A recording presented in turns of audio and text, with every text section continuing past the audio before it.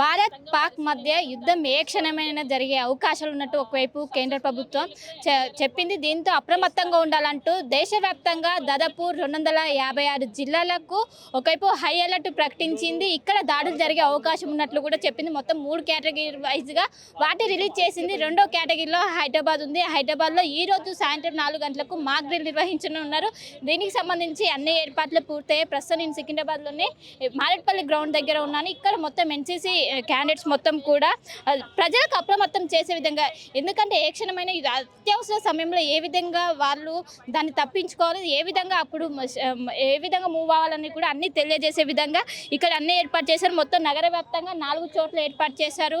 ఒకటి ఇక్కడ కాంచన్బాగ్ కావచ్చు, అదేవిధంగా సికింద్రాబాద్ కావచ్చు, గోల్కొండ, అదేవిధంగా ఇటు మౌలాలి, ఈ ఏరియాలో మొత్తం 4 చోట్ల ఈ డిఫెన్స్ ఆధ్వర్యంలో ఇవి నిర్వహిస్తున్నారు. మొత్తం ప్రజలకు ఎమర్జెన్సీ సిచ్యువేషన్లో ఏ విధంగా మూవ్ అవ్వాలన్నది కూడా మొత్తం మీద చెప్తున్న పరిస్థితి కనిపిస్తుంది. ముఖ్యంగా ఆ సమయంలో వాళ్ళకి అవగాహన తెలిపే విధంగా ఈరోజు ఈ విధంగా మాక్ డ్రిల్ చేస్తే వాళ్ళకు ఒకవేళ యుద్ధం జరిగితే ఆ సమయంలో వాళ్ళు ఏ విధంగా పాటించాలి, ఏ విధంగా దాన్ని డిఫెండ్ చేసుకోవాలన్నీ కూడా వాళ్ళకు తెలియజేసే విధంగా చేస్తున్న పరిస్థితి కనిపిస్తుంది. మొత్తం మీద ఈరోజు అటు దేశవ్యాప్తంగా దాదాపు 254 జిల్లాల్లో మాక్ డ్రిల్ నిర్వహిస్తున్నారు. డిఫెన్స్ ఆధ్వర్యంలో నిర్వహించు అటు ప్రజలకు అప్రమత్తంగా ఉండాలి. ఇంకోవైపు ఎక్కడికక్కడ మెడికల్ క్యాంప్స్ కూడా ఏర్పాటు చేశారు. ఇంకోవైపు హైడ్రా అధికారులు కావచ్చు, జిహెచ్ఎంసీ అధికారులు కావచ్చు, ఇటు ఇక్కడ ఎవరైతే స్థానికులు ఉంటారో వాళ్ళని కాపాడే విధంగా, ఒకవేళ వాళ్ళ భవనంలో ఉన్న ఏ విధంగా వాళ్ళ ఆ సమయంలో ప్రాణాలు రక్షించుకోవాలనేది కూడా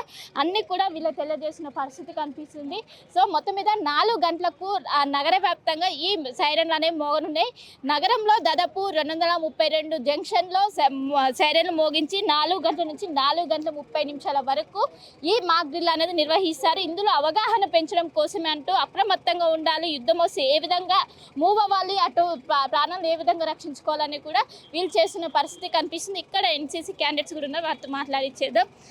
సో చెప్పండి, అంటే ఏ విధంగా రక్షిస్తారో ఒకవేళ నిజంగా జరుగుతాయి ఎమర్జెన్సీ టైంలో? First, we'll save the people who are in the need, and then we'll try to protect them. And then, if we find any surroundings where there is a table, we'll ask them to hide under it. We'll ask them to cover their ears. And then, if there is some fire around, we'll try to first, stop the fire, and it doesn't lead more. It doesn't lead more into the. It doesn't lead into a critical situation. And yeah, I would love to help others as I'm a NCC candidate. And yeah. కానీ ఈ critical టైంలో ఎవరైనా బయటికి రావాలంటే భయపడతారు, కానీ మీరు ఒక అడుగు ముందుకేసి ఈ విధంగా చెప్పడం ఎలా అనిపిస్తుంది? I am proud because I am actually I love being into NCC, and I'm happy that I can be I can play a voluntary role in this situation. And yeah, I would love to do it. అంటే పబ్లిక్కి ఎలాంటి సూచనలు ఇస్తారు? ఎందుకంటే మీకు ఇప్పటికే చాలా వరకు కూడా మీకు తెలిసి ఉంటుంది. Well, I would ask them not to fear because our Indian army is really strong, and the situation is also strong, and we can predict what's going to happen. And yes, I would ask them not to fear, and we are all here for them. So మొత్తం మీద చూసుకోవచ్చు, ఆ సమయంలో ఏ విధంగా face చేయాలంటూ కూడా వాళ్ళు మొత్తం చేస్తున్న పరిస్థితి కనిపిస్తున్నది. ముఖ్యంగా ఖచ్చితంగా ఆ సమయంలో జాగ్రత్తగా ఉండాలి, అప్రమత్తంగా ఉండాలంటూ కూడా చెప్తున్నారు. ఎమర్జెన్సీ టైంలో ఏ విధంగా మీరు హెల్ప్ చేస్తారు ఏంటి? అంటే మేము మా తరపు నుంచి మేము చూసుకుంటాం, మాకు తెలిసినంత వరకు మొత్తం. అంటే కొంచెం ప్యానిక్ అవుతూ ఉంటారు, అంటే ఎలాంటి జాగ్రత్తలు చెప్తారు ప్రజలకి ఈ టైంలో emergency? Ma'am, most of the thing the people will be getting panic at the time of war. So we will be helping them to stay calm and what to do at the time of airstrike. So the NCC people will be helping them from the various acts. Like they will be going and helping them in the different ways that you should be, if the airstrike happens on your building or nearby your area, so you should be at going to your bunker sites or safe sites. For that you should not get any damage or anything wrong with you. So these things we will be helping to other peoples from NCC. As our NCC will be getting know us that all things, at what situation what we should do, and at what time what action should be taken by the NCC peoples. As the army are taking the things of outside the India at the border areas, so we will be taking the things in India, helping them in India, in the country. serving the things in the nation only. So first thing war అంటేనే వాళ్ళు అక్కడనే చాలా వరకు భయపడుతుంటారు, పక్కకు కూడా జరగరు. అంటే వాళ్ళకి ఏ విధంగా చెప్తారు, వాళ్ళకి ఏ విధంగా మోటివేట్ చేస్తుంటారు? Ma'am, as for the motivation, we will be helping them by showing them the various drills. As we are now having our mock drill, so at mock drills we will be showing them how we should act at the time of war. So from there they will be learning from us and they will be applying in their life at the time of war. So ఇప్పుడు జరిగే దాంట్లో NCC పాత్ర ఏ విధంగా ఉంటుంది ఒకవేళ war జరిగితే emergency పీరియడ్లో? అంటే మేము ఇంటర్నల్ నుంచి హెల్ప్ చేస్తాం పీపుల్స్ని. అంటే ఇప్పుడు ఎవరితో ఎట్లా మాట్లాడాలి, ఎట్లా ఉండాలి, వాళ్ళతో ఎట్లా హెల్ప్ చేయాలి, వాళ్ళకి హెల్ప్ చేస్తాం. ఆర్మీలో ఎలాగో వారిలో వాళ్ళు చేసుకుంటారు, మనం లోపల నుంచి హెల్ప్ చేస్తాం. మొత్తం మీద చూసుకోవచ్చు, ఎమర్జెన్సీ టైంలో ఏ విధంగా ఉండాలి, ఏ విధంగా ముందుకెళ్ళాలన్నది కూడా మొత్తం చెప్తున్న పరిస్థితి కనిపిస్తున్నది. సో మొత్తం మీద మొత్తం ఒక యుద్ధ వాతావరణం కనిపిస్తుంది ఎక్కడ చూసినా కూడా. ఒకసారి ఇక్కడ ఉన్నటువంటి మేడం కూడా మేడం, ముఖ్యంగా వార్ అంటేనే కొంతమంది చాలా వరకు భయపడుతుంటారు, ప్యానిక్ అవుతుంటారు, ఏం చెప్తారు? ఓకే, వార్ అంటే మామూలుగా బార్డర్లో జరుగుతూ ఉంటుందని మీకు తెలుసు. లేదంటే ఇప్పుడు టెక్నాలజీ డెవలప్ అయింది కాబట్టి ఎయిర్ స్ట్రైక్ అనేది కూడా అంటే మిసైల్స్ అయినా బాంబ్స్ అయినా మనం ఉన్న సివిలియన్ ఏరియాలో కూడా పడొచ్చని మీకు తెలుసు. ఓకే, ఫస్ట్ ఆఫ్ ఆల్ ఎవరి డ్యూటీ వాళ్ళు సరిగ్గా చేస్తే ఏదైనా కూడా చాలా తక్కువగా ఉంటుంది దాని యొక్క పర్యవసానం. అంటే ఇప్పుడు బార్డర్లో వాళ్ళ ప్రాణాలు పణంగా పెట్టి మన ఆర్మడ్ ఫోర్సెస్ ఆఫీసర్స్ జవాన్స్ చాలా కష్టపడుతున్నారు. ఓకే, ఇప్పుడు ఈ ఎయిర్ స్ట్రైక్ అనేది పెట్టి సివిలియన్స్ని కూడా ఎడ్యుకేట్ చేస్తున్నారు. ఎడ్యుకేట్ చేసేటప్పుడు ఇది ఎవరి పనో అని అనుకోకుండా అది చెప్పింది ఆ రూల్స్ ఫాలో అయితే, అంటే మాక్ డ్రిల్ అంటే ఏదైనా ఒక చిన్నది లైట్స్ ఆఫ్ అన్నారంటే లైట్స్ ఆఫ్ అనేది చాలా పెద్ద ఇష్యూ. లైట్స్ ఆఫ్ చేస్తే పైనుంచి చూసే వాళ్ళకి ఆకాశంలోంచి కింద అంతా చీకటిగా ఉంటుందని అనుకుందాం. ఒకవేళ వాళ్ళు వెయ్యాలి అనుకున్నవి వాళ్ళు వదిలిన 10 మిసైల్స్ అయినా బాంబ్స్ అయినా కూడా ఫారెస్ట్ ఏరియాలో పడిపోతే ఒకటి విపత్తు కొంచెం తక్కువ ఉంటుంది కదా. అవి ఏంటంటే ఇప్పుడు ఎవరికో మొబైల్ చూడాలని ఉంటుంది, ఏదో చేయాలని లైట్స్ ఆన్ చేస్తారు. అలా చెయ్యొద్దు.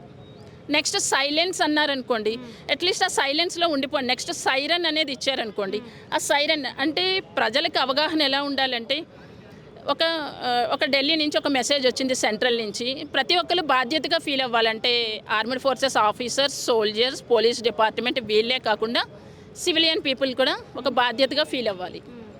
అంటే 1971 తర్వాత మరోసారి ఈసారి ఇది మాక్ డ్రిల్ చేస్తున్నారు. అంటే ఏం చెట్టు అవగాహన ఉందంటారా ప్రజల్లో పెంచుతున్న?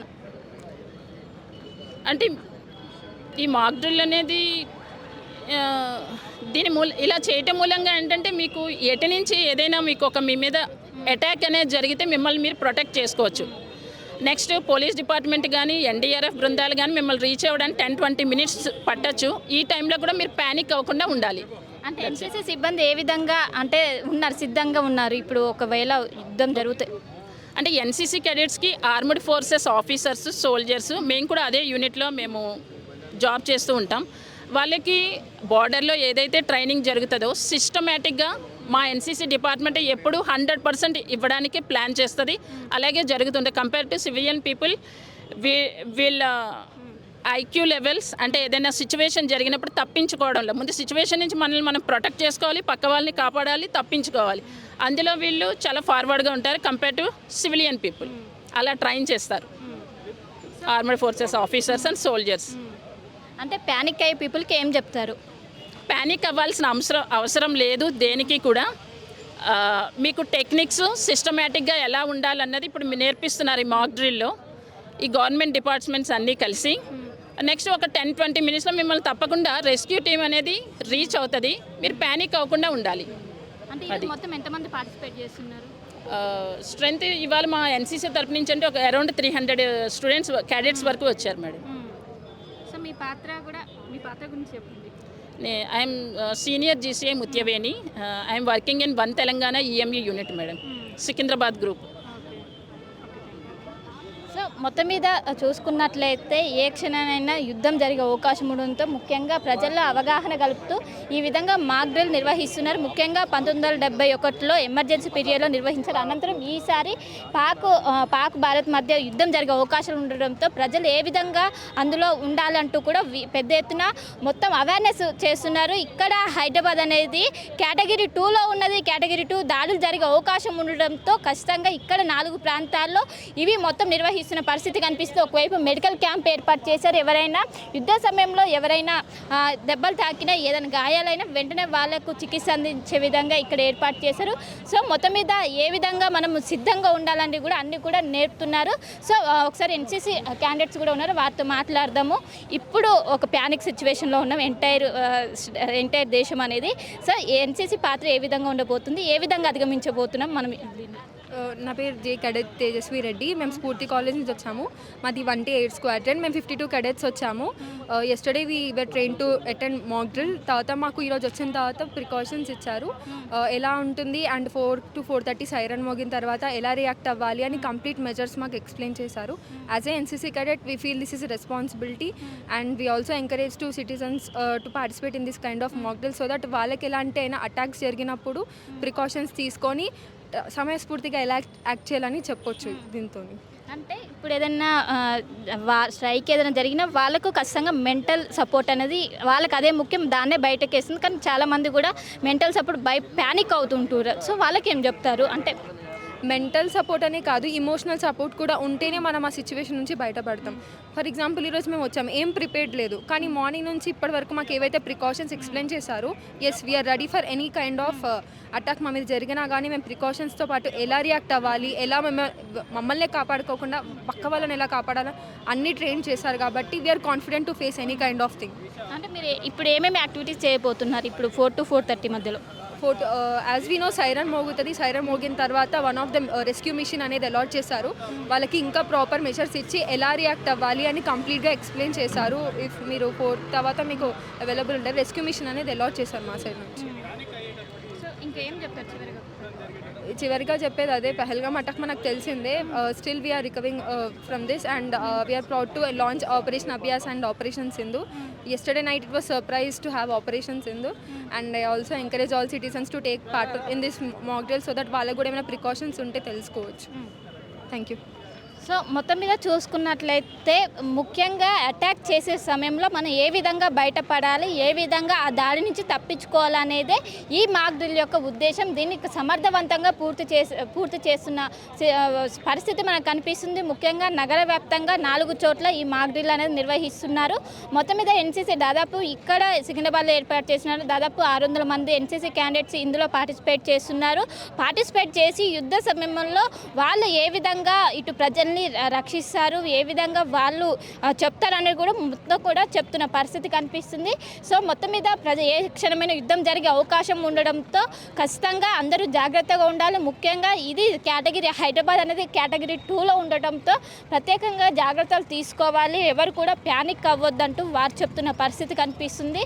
సో మొత్తం మీద 4 గంటలకు ఈ సైరన్ అనేది మోగనున్నది. మొత్తం నగర వ్యాప్తంగా 250కి పైగా జంక్షన్లో ఈ సైరన్ మోగిన అనంతరం మొత్తం ఎక్కడికక్కడ ఆగిపోవాలి. ముఖ్యంగా ఇంట్లో ఉన్నటువంటి లైట్స్ కావచ్చు, ఫ్యాన్స్ కావచ్చు, గ్యాస్ కావచ్చు అన్నీ ఆఫ్ చేసి సైరన్ అంతా క్లియర్ అన్నంత వరకు వాళ్ళు అక్కడే ఉండాలంటూ ఒకవైపు పోలీసులు సూచిస్తున్నారు. మొత్తం మీద నగర వ్యాప్తంగా మరి కాసేపట్లోనే మాక్ డ్రిల్కి సంబంధించినటువంటి సైరన్ మోగనుంది. దీనికి సంబంధించి అన్ని ఏర్పాట్లు డిఫెన్స్ ఆధ్వర్యంలో పూర్తయ్యాయి. సో మొత్తం మీద మరి కాసేపట్లోనే మాక్ డ్రిల్ దేశవ్యాప్తంగా ప్రారంభం కానుంది. ప్రపంచంలో ఏ మూల ఏ క్షణం ఏం జరుగుతుందో వేగంగా తెలుసుకోవడానికి తొలి వెలుగు వాట్సాప్ ఛానల్ని ఫాలో చేయండి.